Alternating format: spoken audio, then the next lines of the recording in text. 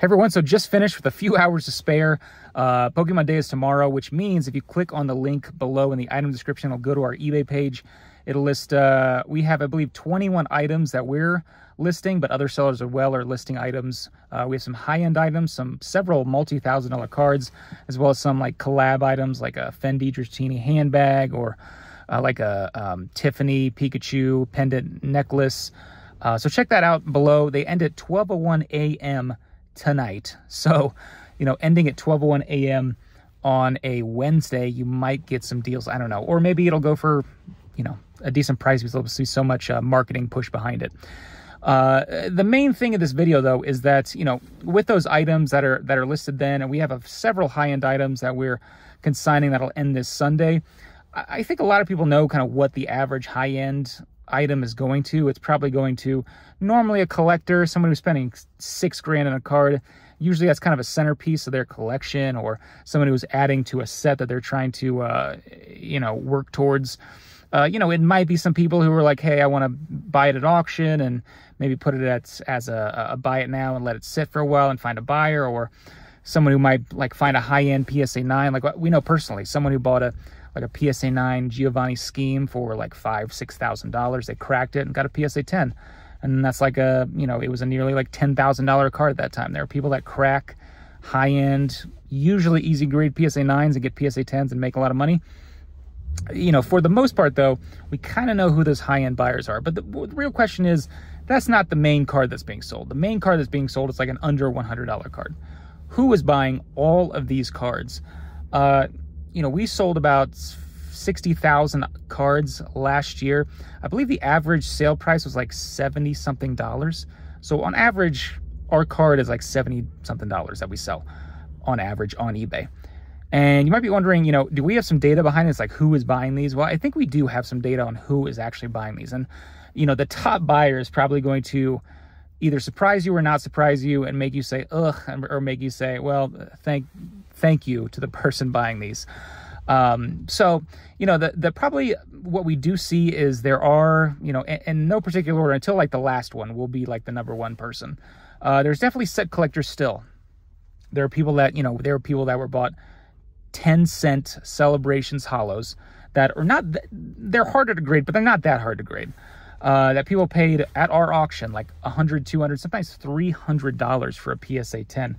And, I asked a couple of those people. I did. I said, we need to send this to eBay authentication guarantee, can you pay? And by the way, is this for set, kind of why did you buy this? Sometimes I like to ask for certain cards that I see a price and it's like, why is it went so high? And all of them said, oh, I just need it for my, I need it for my set. I need it for my PSA 10 complete master set of this collection, which, there are a lot of people that think that set collecting is dead. People just collect like the Charizard in the set, or, the actual, the full art or the alt art or whatever, kind of the chases. But there are a lot of people still out there that will, buy every single card in a PSA 10. I mean, even now, guys, there are binders now that people make that you can actually put slabs instead of raw cards. I know you can say what you want. Some people don't like that. Some people do, but grading is, I think, here to stay. There's millions that are graded every single month.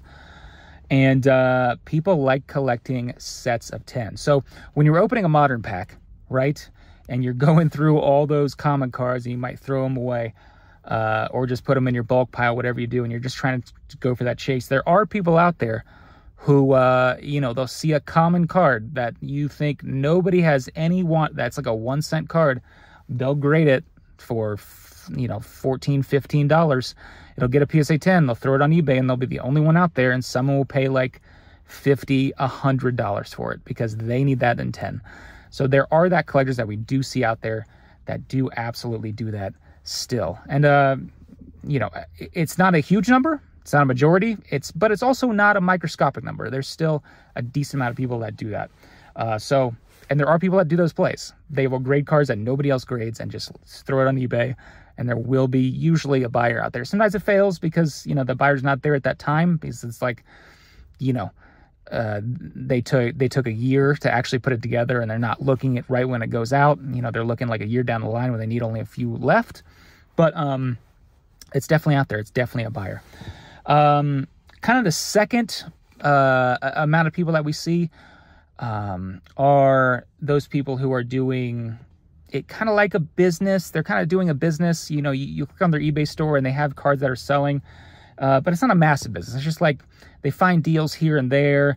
They're not putting a whole lot of capital into it, but they're just kind of making side money, right? They're kind of making maybe even $100-200 a month, you know, they can make in profit, where they find deals on there and they flip it and make a little bit. But it's not huge operations, right? People that'll buy 1 or 2 or 3 cards a week, you know, maybe from us, you know, and they try to, you know, list it somewhere else, or, you know, kind of sit on it and they think it has potential value, you know, down the line. There's definitely a subsect of people who will do that as well, and that is a buyer pool as well. You know, those big companies, those guys who are selling, you know, thousands and thousands of graded slabs, a lot of those people, they grade those cards themselves. They're not buying thousands and thousands of slabs and then throwing it at auction or throwing it in a buy it now. A lot of people grade themselves. So it's really the smaller people that we notice for that. The third group, and there'll be 4 groups. The third group is probably, it's the third and fourth group that I'm going to mention are the biggest ones. The third group are just random people that just buy like 1 slab and that's it. They're on and off. So many people like to say, oh, 0 feedback eBay seller. I hate them. You know, they're going to scam me. They're just created their accounts. They're definitely not going to pay. Not what we've noticed. You know, people who have like 1 feedback, 10 feedback, 30 feedback, just small accounts, people who just made their accounts. Those are a huge buyer pool. Those are people that are like, just jump on, say, hey, my kid wants something for their birthday, like Pokemon, let me buy a slab for them. And like I said before, grading is becoming a bigger and bigger part of this hobby. And when people type in Pokemon, they see slabs, right? So, you know, that's what, you know, a lot of those people who are one-off people who want to buy stuff are going to kind of gravitate towards. So those are a big group of people who will be like, they're not repeat buyers. They come in, someone has, you know, especially during like Christmas or, you know, people's birthdays, or, you know, stuff where people, you know, kind of buy a present around there. It's like, oh, I need this for my son's birthday. You can ship it. And then they're off. And then they don't really buy anything else. That's kind of a huge amount of that population out there that are buying these. You know, these are the people that, you know, a lot of these people, you know, when you were a kid, right? And that if you were a kid in the 90s and your kid was, you know, your mom or dad was buying you a booster pack, it's like you didn't even know that buying a booster box existed, right? And we're so used to, it's like, oh, let me buy a case.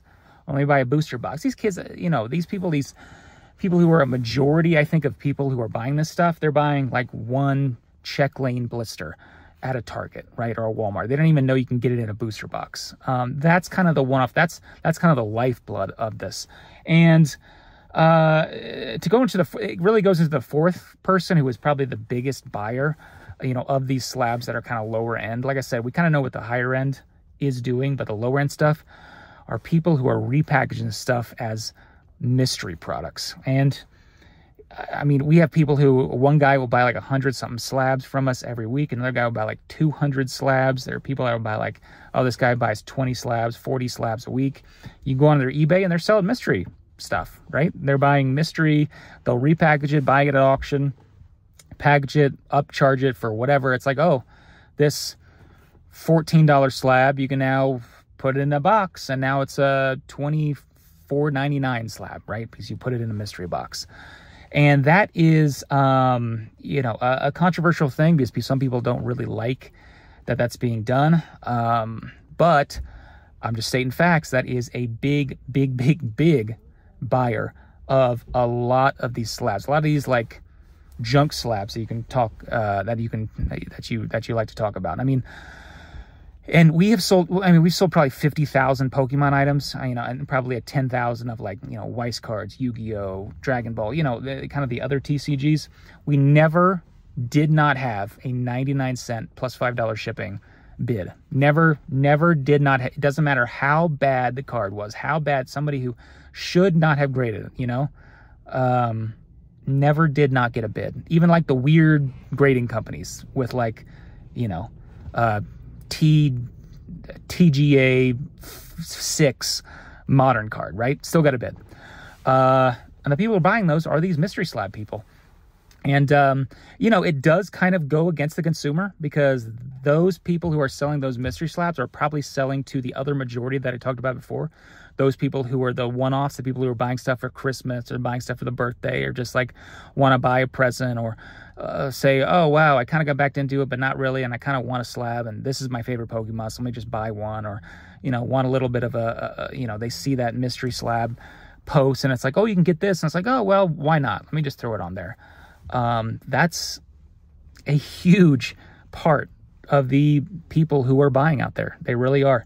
And, you know, say what you will. If, you know, you hate it, you hate mystery slabs, you like it, but, they are the ones that are really driving a lot of these purchases and a lot of these sales too. And who knows, down the line, you know, we'll see in 5 years, 10 years, and we'll be like, wow, that really sucked a lot of money out of the hobby, because a lot of those people who would be those one-off, you know, two-off fans who might have stayed for 10 years buying on and off, they might have got a few mystery products and are like, wow, this feels bad. And they never came back, and they never would. But I'm just stating, you know, facts from what we've seen by selling so much. That is a major buyer out there for these, you know, kind of these lower end slabs. So if you have lower end slabs, and you kind of got crushed, you know, on those grades, you might like those mystery slab guys, because they, you know, a lot of those should get 0 bids, right? They should be worth like literally almost nothing. Not even the grading fee that they're packaged in. And you see it in sports. Like we have sold off sports before, and we have gotten no bids on sports cards. We have.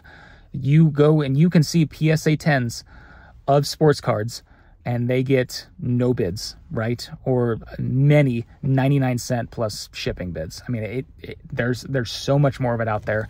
And, you know, I don't know if, I think sports is really, I have seen more mystery stuff in sports, so maybe, you know, that will change, but there's just so much of it out there. But yeah, that's just something that I thought you might find interesting, kind of who's buying this stuff, because that's what we've noticed on our end. So, yeah. That's all I have for today. Check out the link below on our eBay store and see where those, or even if you don't want to bid on it, click on it and do the little heart and find what they end for. I'd be interested to see how they end compared to what kind of the comps are. It'll be interesting to see, you know, what happens there. Anyway, thanks again for watching. Hopefully this was informative, even if it was a little bit. And yeah, we'll talk again soon.